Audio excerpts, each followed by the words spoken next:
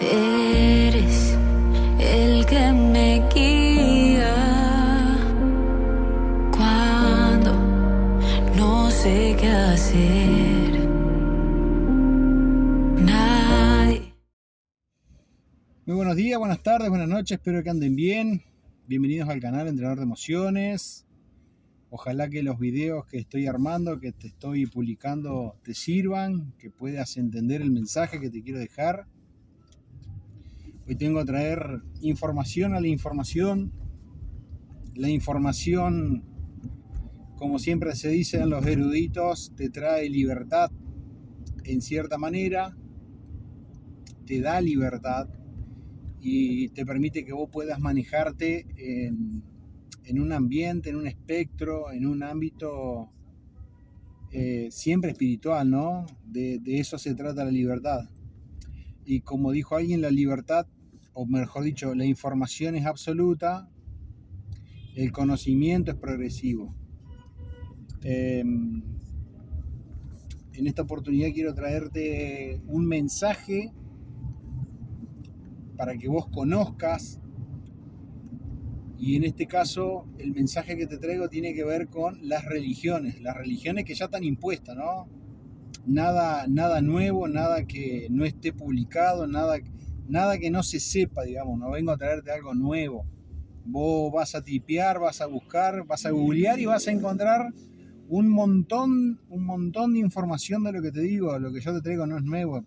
Va a ser nuevo tal vez para vos en este canal. Hoy te voy a hablar de la Iglesia Adventista del Séptimo Día. ¿Qué es la Iglesia Adventista del Séptimo Día? ¿Cómo se forma? ¿Cuáles son las doctrinas? ¿Los puntos que tienen? ¿Hacia dónde apuntan? El nombre te lo dice, Adventista significa que ellos creen en el advenimiento de Jesús, que Jesús va a venir de forma física en un futuro a restaurar este planeta, a restaurar este plano. Y del séptimo día porque ellos guardan el séptimo día como día de descanso. El día séptimo, según ellos, es el sábado, según el calendario que nosotros tenemos es el sábado, y que desde la creación hasta la fecha es el mismo sábado que se viene guardando. De lo cual en parte coincido y en parte no. Con respecto al nombre Adventista del Séptimo Día, también en parte coincido con que Jesús va a venir a restaurar de forma permanente, de forma física, de forma real a este planeta, con algunas interrogantes o algunos interrogantes podemos mencionar con respecto a esto que ellos creen, ¿no? Tanto el advenimiento como el día sábado. Día sábado que está plasmado en el Antiguo Testamento, puntualmente en Éxodo 20, capítulo 20, versículo 8, donde uno de los mandamientos, el cuarto mandamiento, habla sobre el día sábado como día de descanso. Ellos sostienen que esto es así. La Iglesia Adventista tiene 28 doctrinas. Las doctrinas son los pilares de la Iglesia. No son pilares de fe, son pilares de la Iglesia, de la institución. Pilares de fe son otra cosa, nada tiene que ver con doctrinas. Una doctrina, para que vos tengas una idea, es un baluarte o una columna vertebral de la institución. Es como una ordenanza, para que vos lo entiendas, para que vos sepas la diferencia. Eso es una doctrina, es una regla, ¿sí? Que nada tiene que ver con una regla de fe. Yo, por ejemplo, guardo el sábado a mi manera, no como un día impuesto, un día santo o un día santificado, como para que vos lo entiendas, es un día diferente a los otros días. Todos los días son iguales, porque todos los días son iguales. A veces llueve, a veces sale el sol, a veces está nublado, a veces hay viento, a veces hace frío, a veces hace calor, a veces está oscuro, a veces está claro. Entonces el día es igual, es simplemente el ser humano, es el hombre el que pues, te puede marcar una diferencia entre días y días, o entre meses y meses, o entre semanas y semanas. Pero los días son iguales. Y no creo que porque justamente caiga sábado, o caiga domingo, o caiga viernes, o caiga feriado, lo hace diferente. Yo pienso particularmente que lo que le hace la diferencia es tu relación con Dios, y no puntualmente al día, sino a donde vos estás, tu entorno y demás. No necesariamente porque sea sábado va a ser un día santificado. No, para mí no pasa por ahí.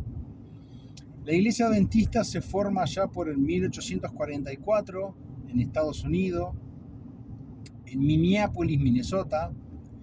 Estados Unidos, acá tengo un paréntesis, Estados Unidos es un caldo de cultivo del 1800 donde se forman la mayoría de las religiones protestantes que se conocen hoy, la mayoría, ¿sí?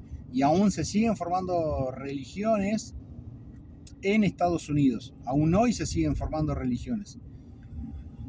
¿Por qué en 1844? Bueno, porque Guillermo William Miller, o Müller, era hijo de unos feligreses bautistas.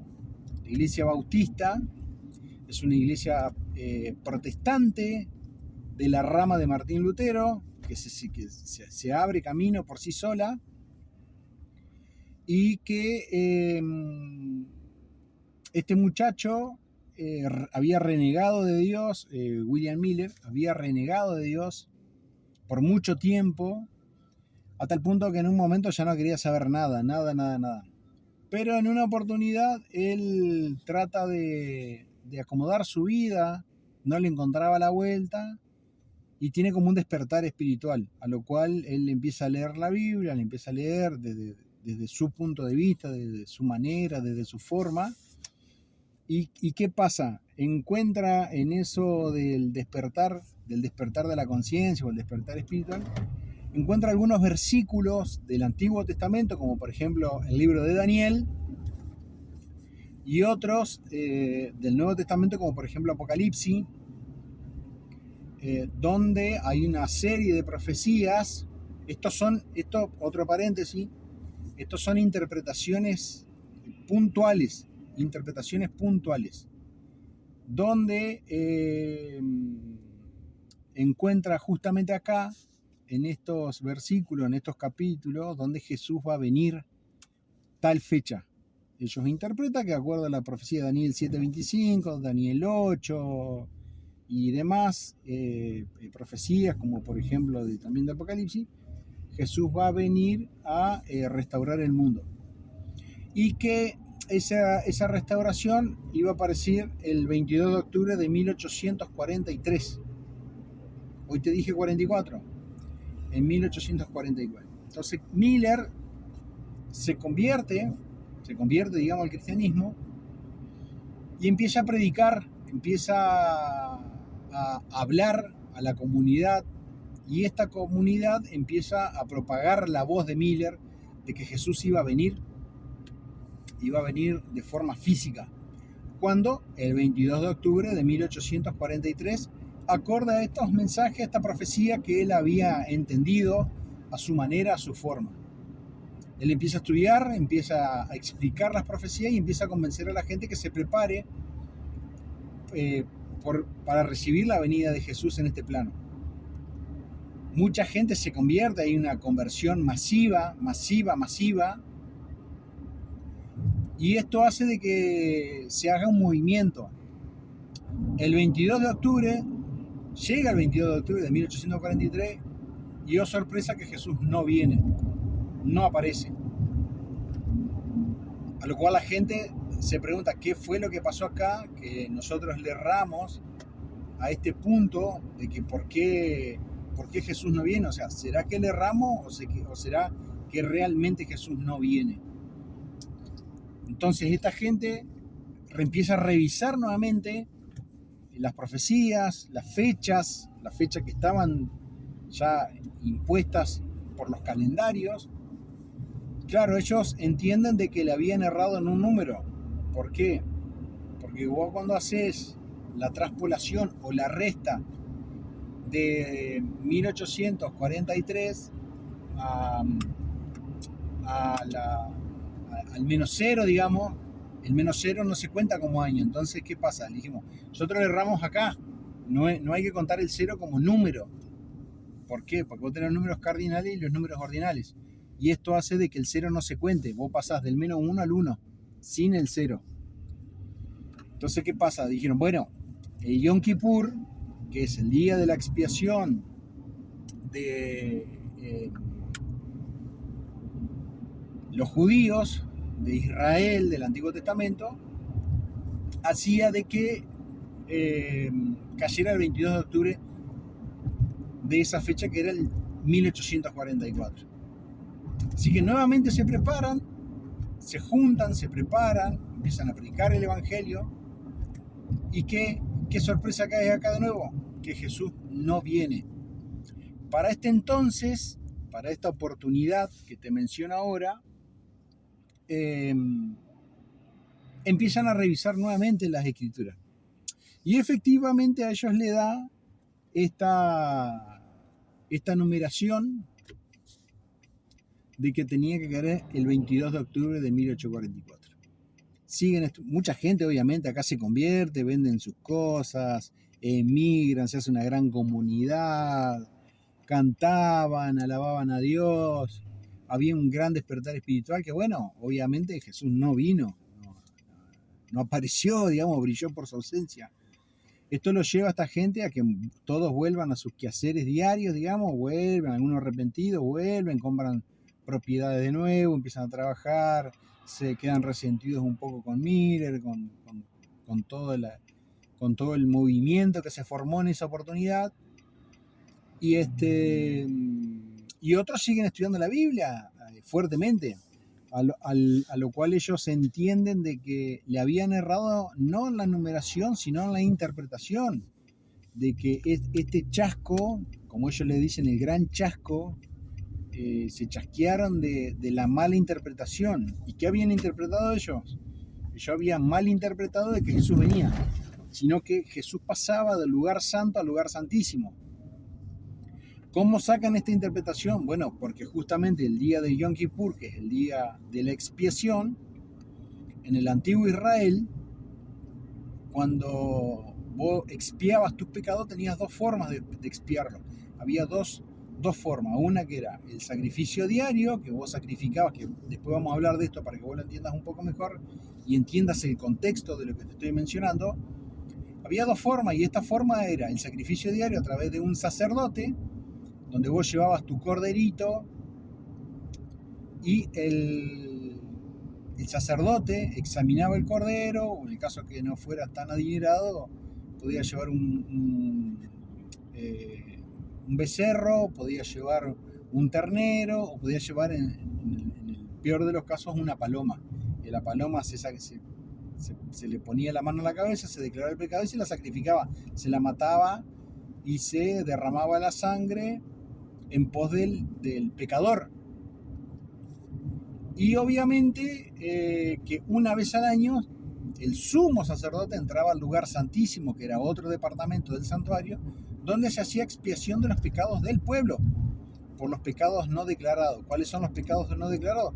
Los que vos no sabés si es pecado o no. Un pensamiento puede ser un pecado o no, todo depende. Entonces, Dios, entre comillas Dios, te exigía que vos expiaras los pecados de forma personal y de forma global, a la institución, al pueblo, a la nación, en ese caso a la nación judía. Entonces los adventistas entienden de que le erraron en esa interpretación, justamente en la interpretación de que Jesús pasó del lugar santo al lugar santísimo, y no así que Jesús venía, que Jesús no iba a venir porque no había ninguna fecha estipulada donde Jesús viniera literalmente esto que te menciono.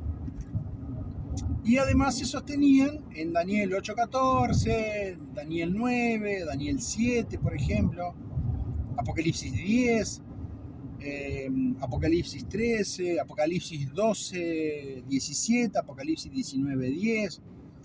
Toda interpretaciones, digamos, mal aplicada. Mal aplicada, ¿por qué? Porque más adelante te lo voy a explicar. Esto no se puede explicar en un solo video.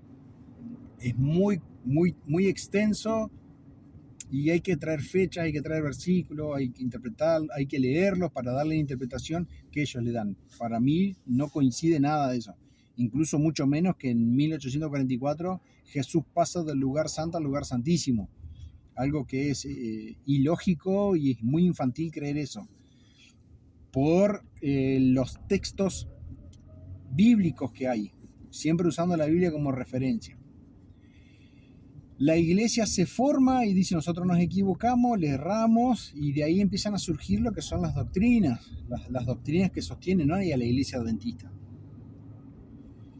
La iglesia adventista se formaliza institucionalmente en 1863.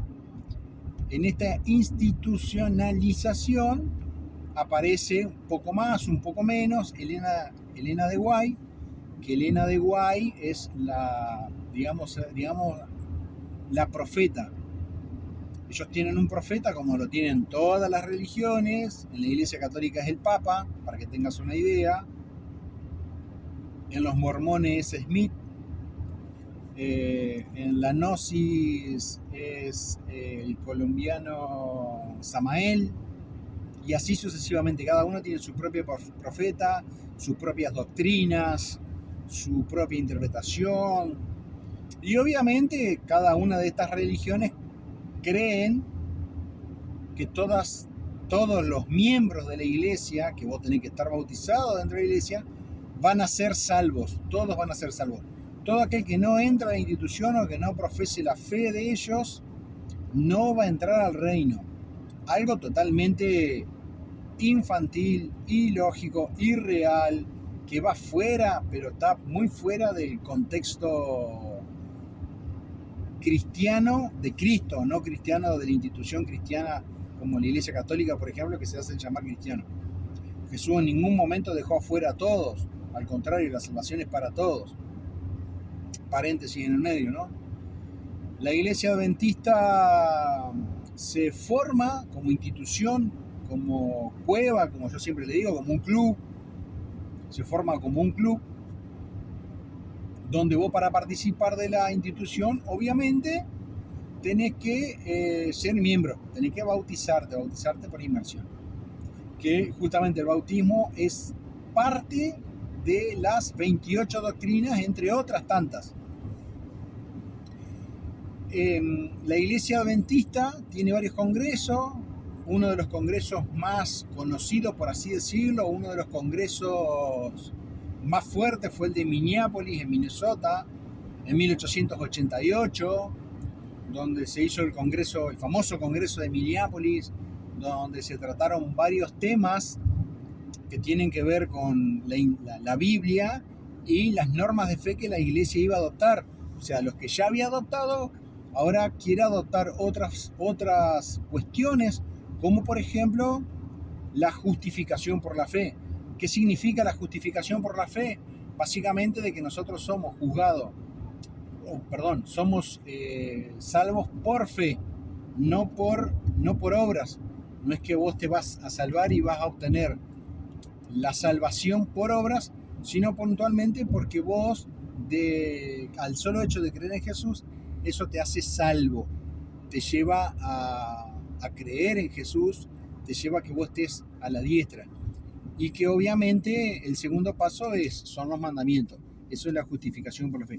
Básicamente lo que, palabras más, palabras menos, básicamente, porque hay una distancia, lo que expresó, o las tesis que mencionaba Martín Lutero allá en el 1400.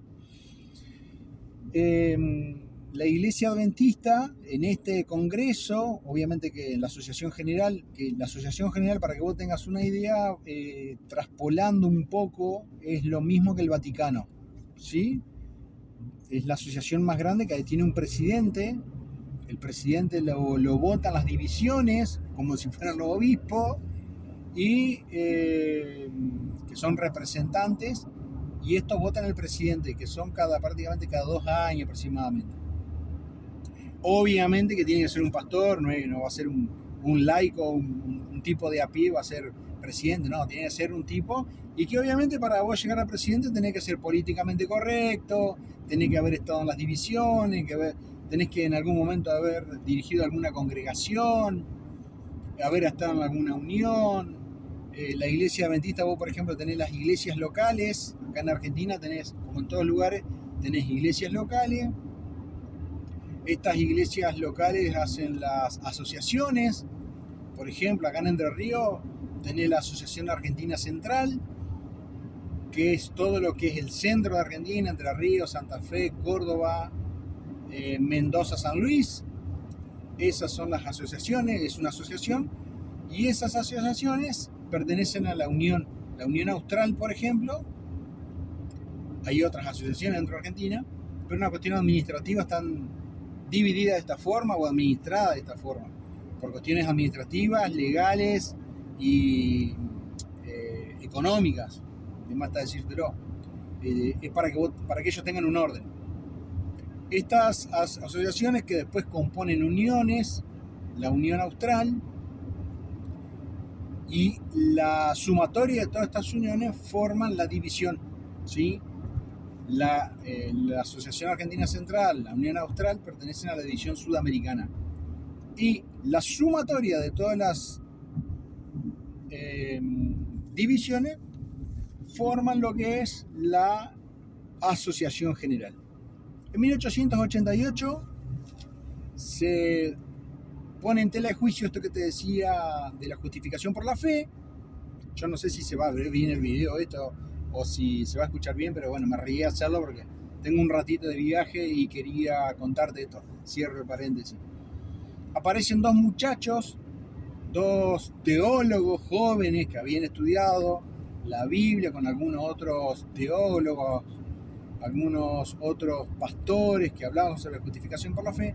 Y estos dos pastores, que eran Jones y Waggoner, presentan lo que es la justificación por la fe, lo cual la Asociación General se opone a esta nueva normativa o a esta nueva doctrina. Y en este coloquio, en esta interlocución, se levanta a favor de estos dos Elena de White, que era la profeta, donde ella le exige, digamos, amorosamente que lo escuchen porque tenían algo importante para mostrarles de Dios. Dios tenía algo para mostrarles a ellos. A lo cual, obviamente, la iglesia analiza la justificación por la fe y a la iglesia adventista le lleva 101 años resolver esta doctrina. Porque recién en 1989, 101 años después, la iglesia resuelve que nosotros somos salvos por fe. ¿Y cuáles fueron los argumentos? El primer argumento básico, que la iglesia se toma tanto tiempo para resolver esto, es porque nosotros, los adventistas, no queremos parecernos al resto. ¿Quién es el resto? Los evangélicos, los evangélicos todos. ¿Por qué? Porque la política evangélica justamente es que nosotros somos salvos por fe, salvos por gracia. La gracia es lo que nos salva. El amor de Dios es lo que nos salvó por el simple hecho de haber nacido en este plano, en este mundo. Ya somos salvos y ya tenemos un lugar en el cielo. Entonces los adventistas dicen, para no ser parecidos a ellos, nosotros no queremos ser salvos por fe, queremos ser salvos por los 10 mandamientos, que era lo que se creyó por mucho tiempo. Obviamente que después tuvieron que resolver y decir, che, dejemos de lado esto, de no querer parecernos a ellos, para realmente tener esta justificación por la fe.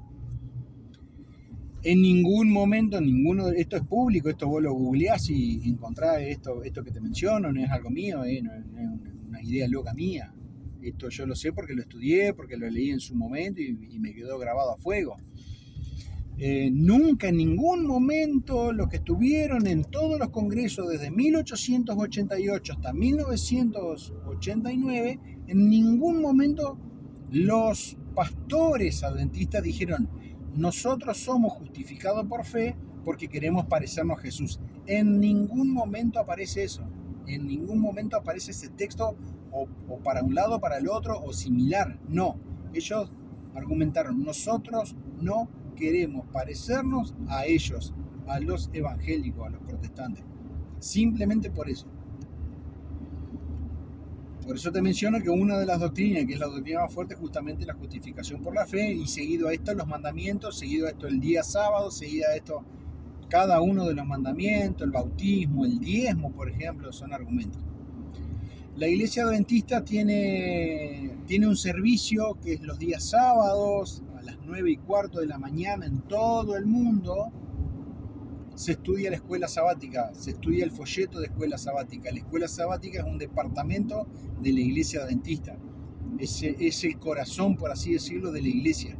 La iglesia adventista dividen el año en trimestre, y cada trimestre se toca un tema para estudiar.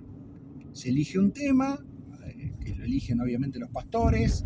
Hay un departamento que elige esto, encargado de estudiar y darte la comida enlatada. Por ejemplo, ahora se está estudiando sobre los mandamientos.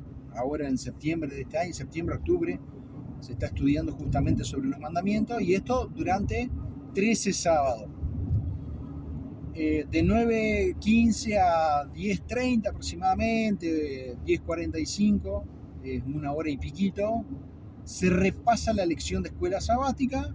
Vos lo estudiás en tu casa, todos los días tenés para estudiar el folleto, tenés un tema, y que cada tema dura 7 días, repasándose una vez por semana los sábados. Y desde las 11 de la mañana hasta las 12:15 aproximadamente, aparece el sermón o la palabra de Dios, como le dicen ellos, ¿no? La prédica, como le dicen los evangélicos, donde una persona idónea, que puede ser el pastor, puede ser el anciano, puede ser algún director o algún invitado, presenta el mensaje. El mensaje obviamente tiene que estar acoplado, hermanado con la dirección que te da la iglesia adventista, ¿no? Cualquier hijo de vecino no puede subirse al púlpito y dar el mensaje, no.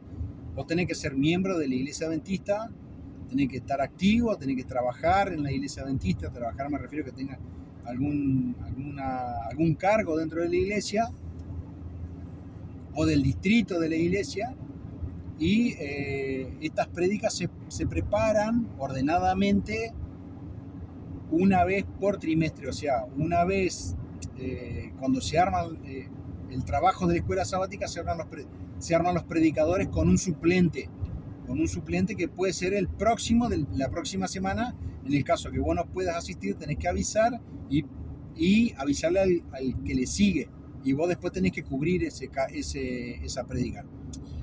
A mí lo que me sorprende mucho de la iglesia adventista es la organización que tienen. Son muy, muy organizados, son muy prolijos. No deja de ser una institución corrupta. A ver, no es que los tipos son unos santos y malos. En otro capítulo te voy a hablar de la corrupción adventista, lo que han hecho a lo largo de todos sus días. Te puedo mencionar un montón de cosas que también esto vos lo googleás y vas a entender lo que te digo. Que ninguna institución religiosa es santa. Están todos cortados con la misma tijera. Tienen la misma mamá y el mismo papá, para que tengas una idea.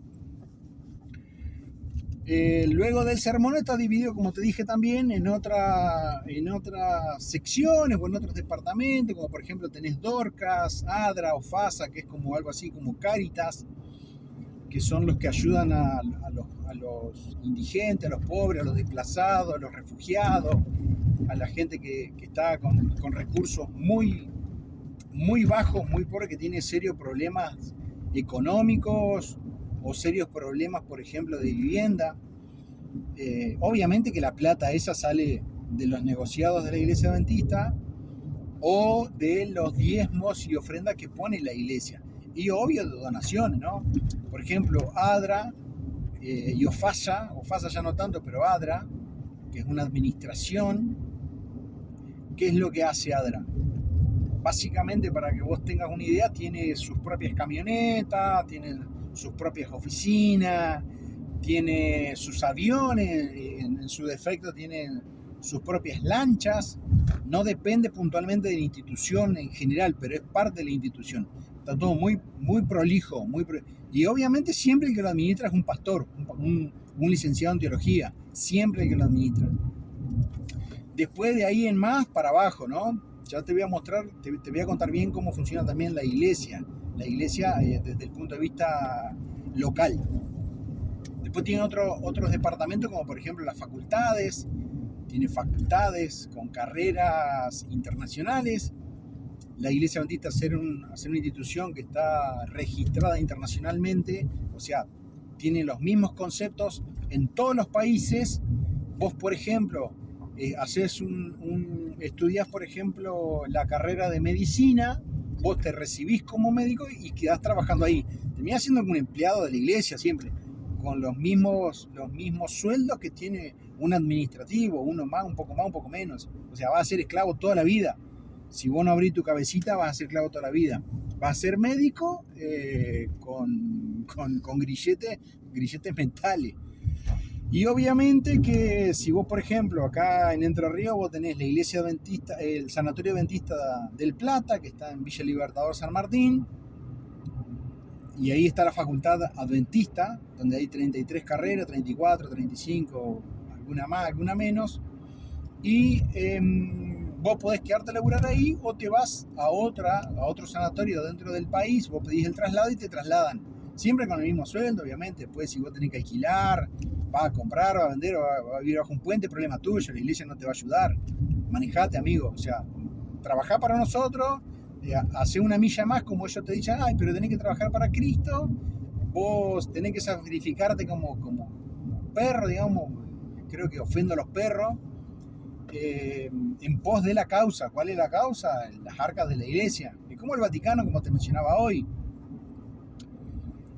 Y si vos, por ejemplo, querés trasladarte, no sé, a Ecuador, Uruguay, Brasil, Chile, Paraguay, Nueva Zelanda, por ejemplo, Australia o no sé, Nueva York, que todos apuntan ahí, obviamente, no van a ser ninguno estúpido, no van a ir a trabajar al África, ni ir a trabajar acá en Anacleto Medina, no, ellos van a trabajar allá. Allá hay problemas más serios en Estados Unidos, porque es todo político.